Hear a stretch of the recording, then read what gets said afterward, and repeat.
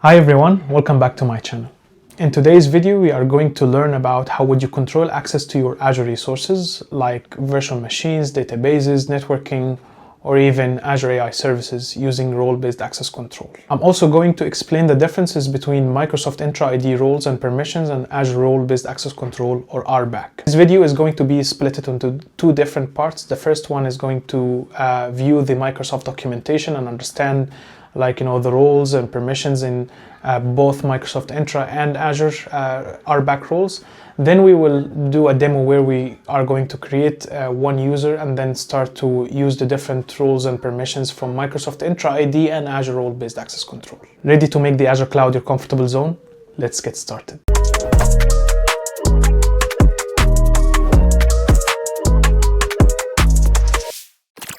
All right, let's talk about the Azure role-based access control. It's it's very confusing when you are starting your cloud journey in Azure. A lot of customers get confused between Microsoft Entra ID, which is your identity, roles and permissions, and also the Azure role-based access control. Although when we see in the demo now that they are both different graphical user interface, they serve different purposes. But I like the definition from our Microsoft public documentation here. Is basically it tells you that you use, so remember Azure, right? So Azure, which mean resources in the cloud, like things like VMs, storage, networking, databases, and so on. That's Azure, okay? So basically Azure RBAC or Azure role-based access controls helps you manage who has access to the Azure resources. So what they can do with those resources and what areas they have access to. So basically, if I am allowing you to get into my house, that doesn't mean that you have access to my bathroom or maybe my bedroom. Maybe you're only allowed to be in the living room or maybe in the kitchen, okay, and so on. So the same way it works for Azure is that you're getting into my house. I am an administrator or an owner of that subscription, and I have group of other people are working with me. Okay, so if I have a group of developers, I would give them specific access. So to manage my virtual machines, maybe the DBAs will manage the SQL databases in my subscription and so on. And you can see here from from what can you do with the Azure role-based access control. So let me just zoom in here. You can see what can you do with RBAC? Allow a user to manage a specific virtual machine, and notice they mentioned the scope. Okay, the last episode that we talked about the Azure Management Group, Azure Subscription, Resource Group, and Resources, the hierarchy. So it's now giving you different examples on different scopes. So now it's telling you here, maybe I want a specific person to be able to manage all the VMs in the subscription, maybe a group, Microsoft Entra ID group, maybe I have a group called DBA, will manage the SQL databases in the subscription, maybe allow user to manage all resources in a specific resource group, so it's narrowing the the hierarchy, or even assigned to a specific resource. So just defining here how can you use RBAC. So it's either with a specific Microsoft Entra ID user or group. And there are a couple of things that we will tackle later, but basically if you have resources from on-premises like websites or whatever would like to maybe utilize specific resource in Azure, you could create a service principal. Maybe you're using GitHub and you would like to integrate with Microsoft Azure resources, then you can create a service principal or app registration. If your resource live within the Azure subscription, then you can create something called managed identity. But again, I'm not going to tackle this in today's video. Then here, the role basically has certain definition. So the actions, what are the things that you're allowed to do, and the not actions or the things that you're not allowed to do, and so on. And there are pre-built rules from Microsoft, but you also can create custom rules as well. We're going to see that in a minute. So this is the scope that we talk about. So you can manipulate the scope, or you can assign, for example, owner permission from the resource groups, management groups, and then all the resources underneath will inherit. and so on. We discussed this in the previous episode, but I would highly recommend to to take a look at this documentation and learn from it. Maybe I might miss something today, but I just would like to share with you how would you do that, and then you can try many examples to get better experience. But here we're gonna see now we're gonna create a user, and then from that user we're gonna assign permissions or roles. So this is the top roles that you can see here. Like they are divided into two different categories: privileged, like contributor, owner. This is like high privilege. The differences between contributor and owner can assign other people owner permission or other permissions, but contributor cannot do. But it's very powerful role as well, but it cannot assign permissions basically. And then you can read about each role and what it does and so on. But and then the other one is the general one. Like reader role is in the general one. Maybe compute. So you have roles for compute, like virtual machine administrator, Azure Arc, desktop virtualization, and so on. There are many examples, and we can also see that from the Azure portal as well. So now I'm done with the documentation. Again, we're gonna get back to it, but I just I wanted to highlight this first. So I'm in the Azure portal. So the first thing that we're gonna do is create a user. So we're gonna go to Microsoft Entra ID. Again, you have new portal. I fixed the issue the last time, so we can just type intra.microsoft.com.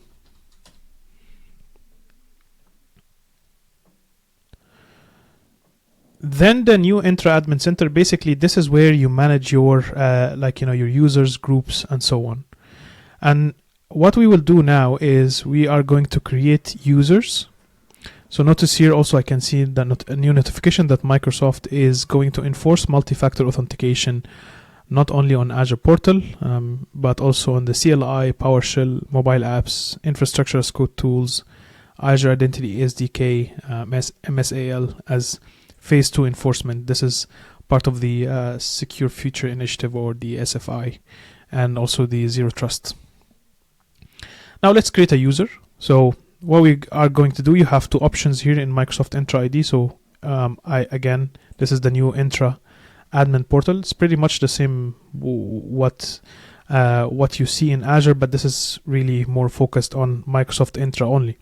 You can create enterprise applications, you can configure multi-factor authentication, conditional access, your domains, and so on. So all of these are within the Microsoft Entra Admin Center.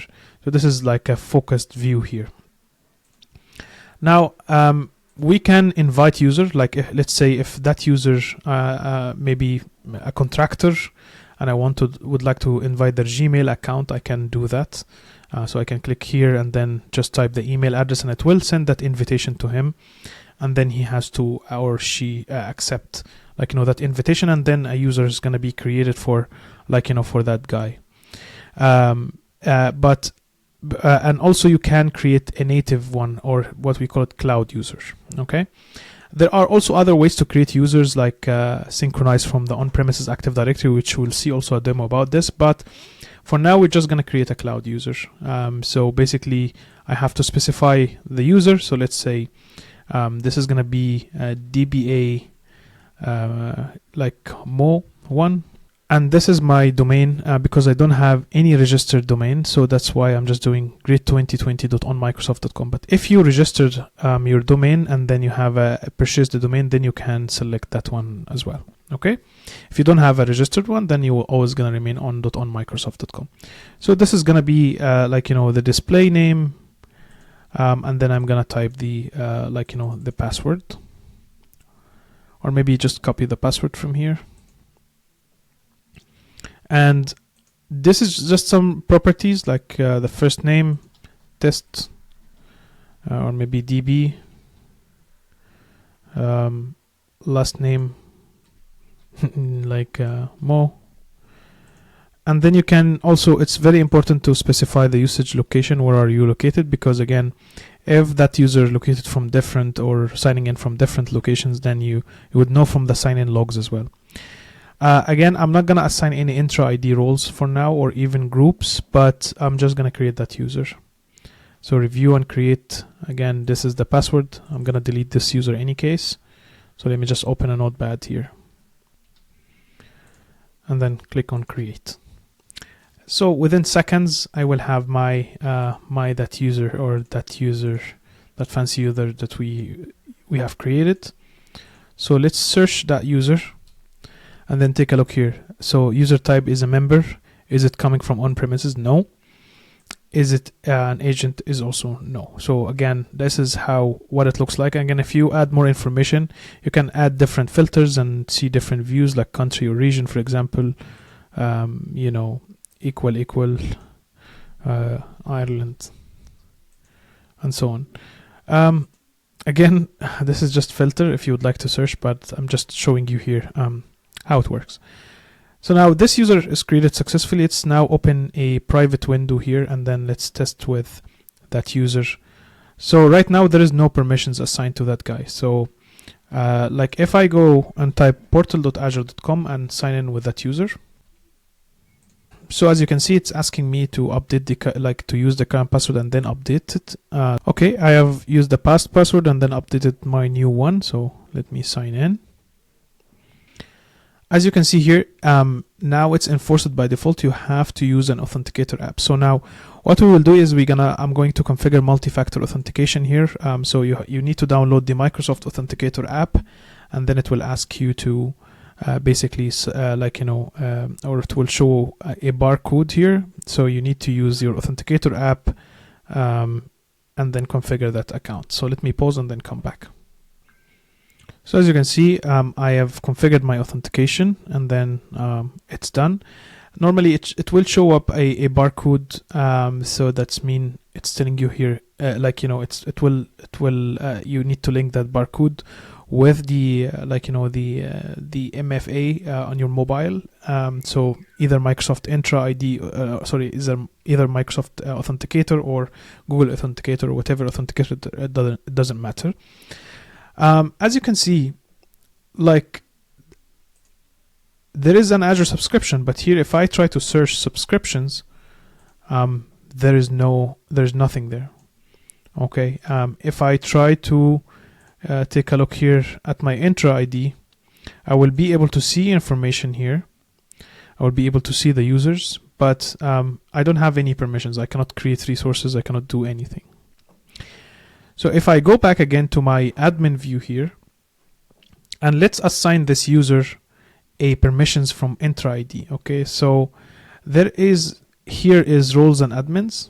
If I, let's say, give it here, as you can see that if it's privileged, it will show you. If it's general, it will not show you. So as you can see here, maybe I will just give it a global administrator, which is the most commonly or the highly powered permission. So I will assign this to my user. So let me just click on that, or even just go back to that user and then just DB, and then I'm gonna assign the highest privilege on Microsoft Entra ID. Although they can, when you have this role, you can assign yourself on Azure resources, but by default you will not get any you will not be able to gain any Azure access or Azure resources access. So I'm gonna add the global administrator here, and then now it's assigned. So as you can see here, it's assigned, and this is what we call direct assignment. If I go back here, so if I refresh the page, again, I cannot access my subscriptions. If I log out and log in again, I cannot do that. Okay, so as I mentioned, if I click, let's see if that actually reflects on my role here. Let me just view this.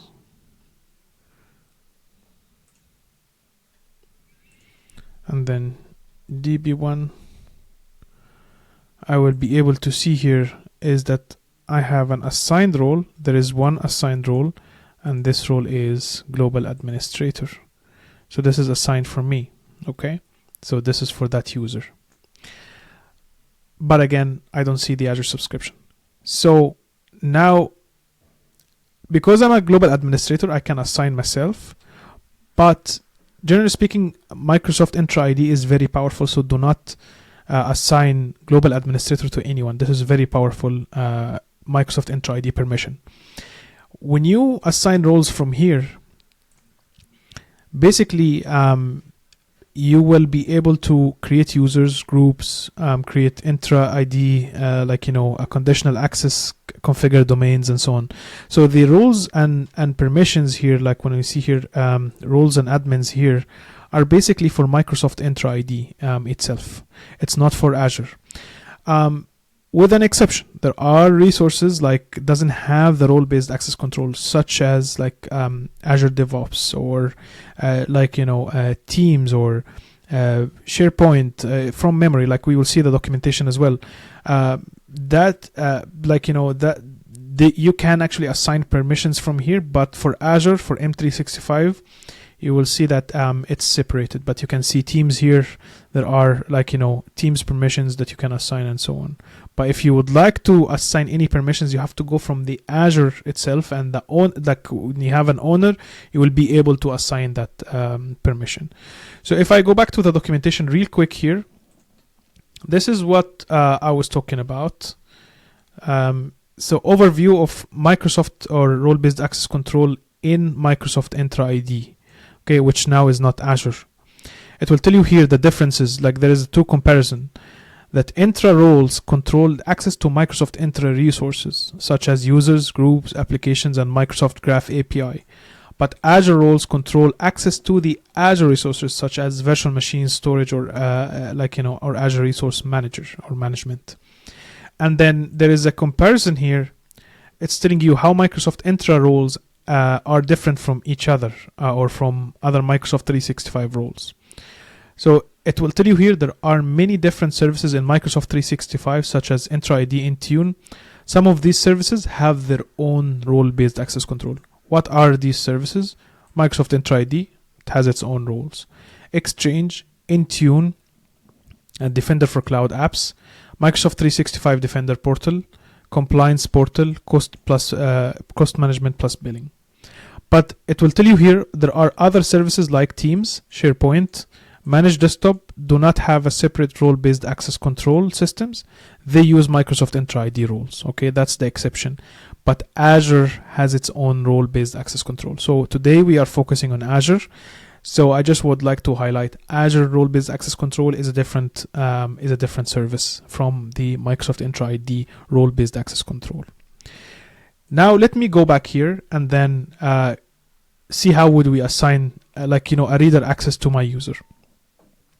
I will go to my subscription, and as you can see, I am under my subscription. I have owner permission. So if I click on access control, this is Mo Saleh. So if I view that test account, view my access here, I will see that I have an owner permission to this resource only. So I have permissions on all the resources, or owner permission on all the subscription. This is the highest permission that you can have on the Azure subscription. But notice the difference. Here I am going from the Azure subscription itself, and then under the Azure subscription I am going to the role-based access control, and then now I'm gonna add role assignment. But for the permissions for Microsoft Intra ID, I have to be within Microsoft Intra ID, and then I have to go under roles and admins here. Okay. So if I go back here, this is where we were talking about from the documentation. If you remember, there is privileged roles like owner, contributor, and so on, user access administrator. So it will also give you a description, and also you can view the details of that permission. For example, owner, it's gonna give you the actions. Data actions, again, there is no data actions, but normally the control plane actions, you will be able to see what is allowed and what's not allowed. And then you will have a JSON view. So this is where it's showing you there is asterisks that mean that it can do everything. There is no not actions here, so everything is empty. And there, if you see the assignments who got owner, then you will see also the guys that got owner permission. So now I will give a regular or general roles, like the job function role. I'm gonna give reader to that person. So I'm gonna select reader again. Just click on reader, and then it will tell you here view all resources, maybe your manager. But does not allow you to make any changes. Maybe you have a support engineer or you have a contractor that just want to give him visibility about what's happening in the subscription. So I'm going to give him a reader role here.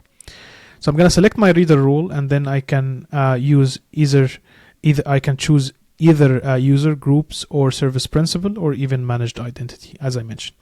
Managed identity, again, it's an identity that represents an Azure resource. So if I click here, I will be able to see, like, that I have the Azure AI Foundry project that is enabled, and then I can select that to give it a permission on my whole subscription, but this is not secured. So now let me just do users or groups or service principal, and then here I can just select my user, like, dbmo1. So I can select this one, but notice here I can select either user or group. Okay. Then next, review and assign, done. I have a reader role on my user account. So now if I go back to the other account in the Cognito and then let's refresh, sometimes it doesn't reflect, so you need to sign out and sign in again. So let me just see if I am able to find anything. So as you can see, I cannot see the Azure subscription. So now I need to sign out. So I'll just click here and then sign out. Provide the the code from the authenticator app 47, yes, and this is me. So as you can see, I am providing my authenticator, which is more secured option. So if somebody sniffed my password, then I will be able to to block him because I have MFA. So now if I take a look again to my Azure subscription, I should be able to see my Azure subscription, and then I can see my role is reader. So here I have reader permission on all of the resources within the subscription. So if I try to maybe create a resource or even delete this resource group, it should block me from doing that. So I am now deleting that resource group. I should see, hey, you're not allowed. You only have reader permission. Okay.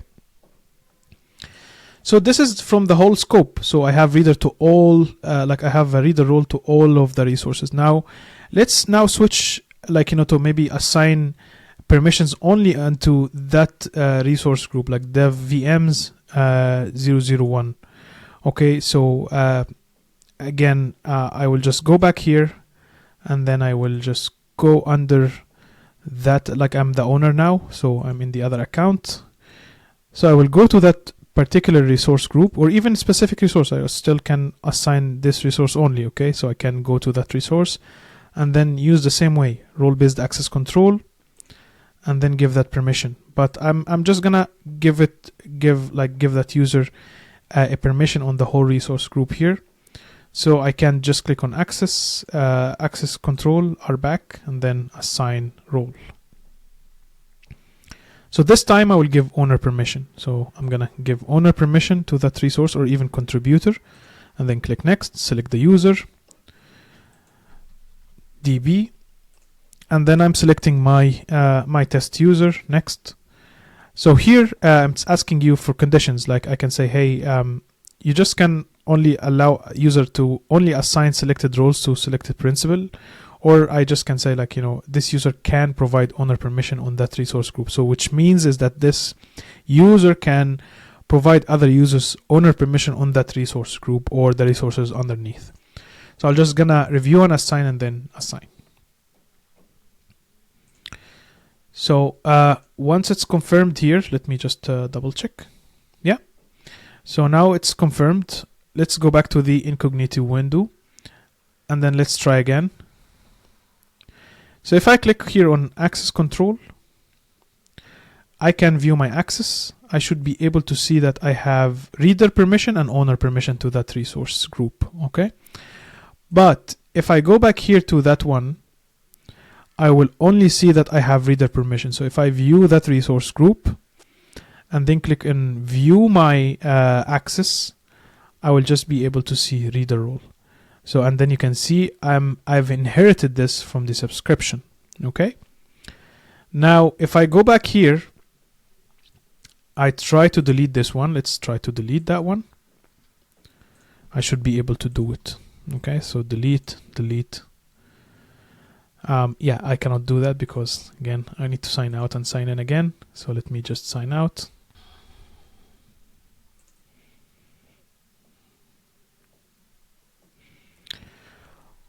Now I have permission, so if I try to delete that resource group, so I should be able to do that, and I can create resources within that resource group because I have owner permission. But let's test this first. Okay, so let me just try to create another storage account from the marketplace. I'm always used to search for storage accounts and then create, select my resource group. Again, I'm admin or owner on here, so mo123 mff, so this is unique. Let's find any region, Azure blob standard, no redundancy. That's fine. Next. That's fine. Next. Remove all the soft delete. Next. Next. Review and create. And then create. While this is creating, now let's try to create a storage account again, but on a different resource group. So I should get like, you're not allowed, okay? Because I have reader permission. So if I create another one, and then now I will select the AI resource group, mo221, and then storage type blob, no redundancy, and then just let's try to do review and create here. Then it will tell you, hey, the validation, and then it will show you here that you're not allowed to create that resource. So as you can see, the differences here is that my permissions differ from from subscription to the resource group and so on. Now as you can see, the secondary storage account has been created successfully. Then I can delete that resource group. So I just copy that one, confirm, and then delete. Okay, there is a problem here. It's telling me there is a resource lock. Okay, so although remember that we have done the resource lock, so although that you have owner, but there is a resource lock. So I need to remove that lock first, and then now I can delete that resource group. So let me copy, paste, delete, then I should be good to go. So now right away, as soon as I remove the lock, then it will just go ahead and delete that resource group. Let's go back to the documentation. As I mentioned here, there is a lot of examples, but you can see in the Microsoft Entra ID specific role, it's telling you here there is application administrator, application developer, there is user administrator. We have used one today, the global administrator. I think it's in the privileged. Yeah, let's take a look. Yeah, here, cross services roles, global administrator, and there is the Entra ID service roles, which means that it can work with the Azure DevOps, billing administrator, link service, that's old services, Power Platform, search administrator, and so on. So as I mentioned, there is specific roles for Microsoft Entra ID, like conditional access, stuff like that. Maybe directory reader, just read the the directory account, directory synchronization account from on-premises, stuff like that. And there are high privileged roles, and there is different services or other services that does not have its own role-based access control, which is in this case it's specified. So read about all of this again from the documentation. I will leave all of these documentation in the YouTube description. I would highly recommend that you go through that, but these are just the examples of what we have discussed today. Remember, Microsoft Entra ID is a different roles and permissions. You can see it from here, which what we saw from the documentation. and then the Azure role-based access control is accessible from the RBAC role of each resource, like whether it's subscription, whether it's resource groups, resources, or even from the management groups. But if I don't have a reader permission on the management groups, I don't think I will, like, yeah, this is my admin, but I can also assign permissions from the management groups as well. So remember all of these hierarchy, and I hope you understood something today, but let's just try the read-only guy here. If I try to do management groups, yeah, I will be able to see it, but again, I won't be able to modify anything as well. I hope this video was useful for you. Thanks for watching, and see you in the next video.